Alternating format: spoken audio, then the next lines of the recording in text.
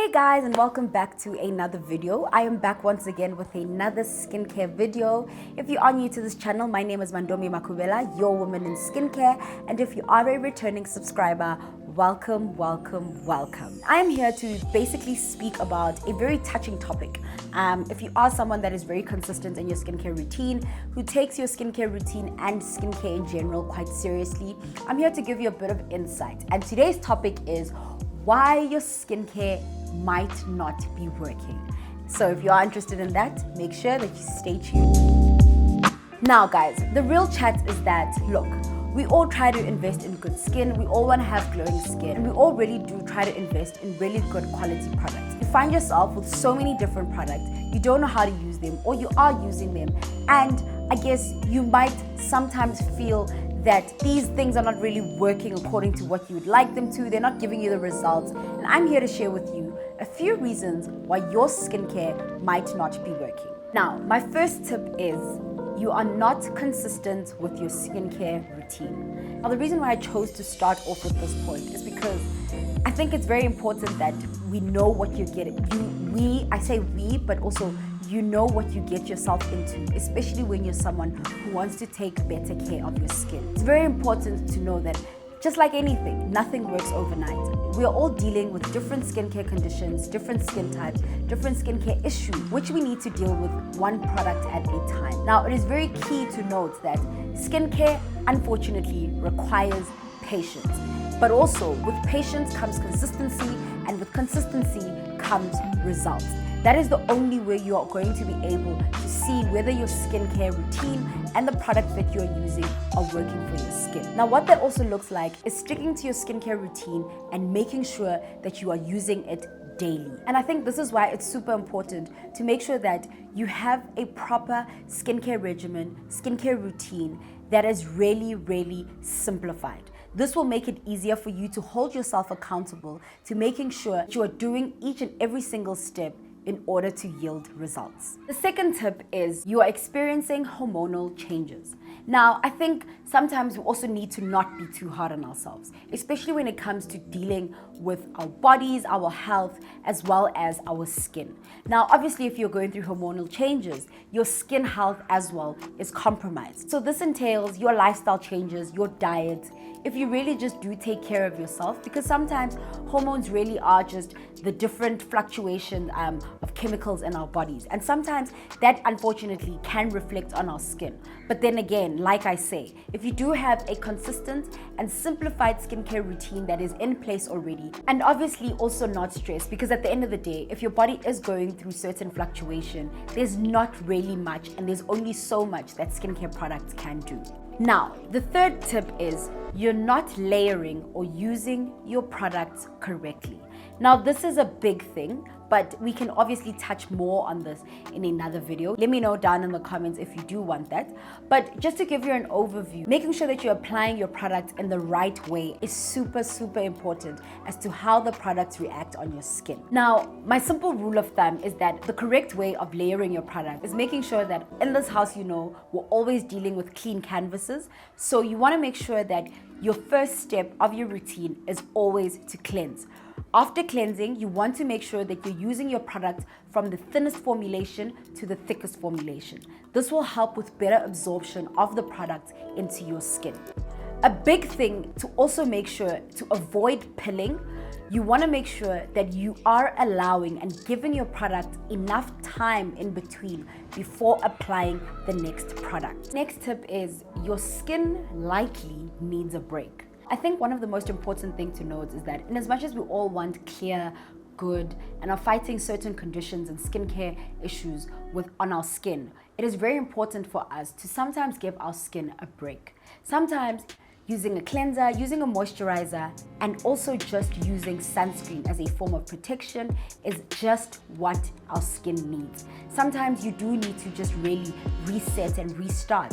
You really need to just take out all the actives, because sometimes you'll find that it'll become a bit more easier for you to actually identify what is causing problems to your skin or what is causing problems like exfoliation, overexfoliation.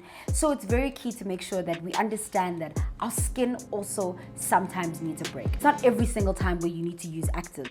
Unless you're dealing with much more intense issues and conditions, then you maybe want to obviously just keep the consistency. But sometimes your skin really just needs a break, really just needs to be as minimal as possible in order for your skin to just reset, have a proper and normal skincare barrier in order for you to then start again by incorporating new products.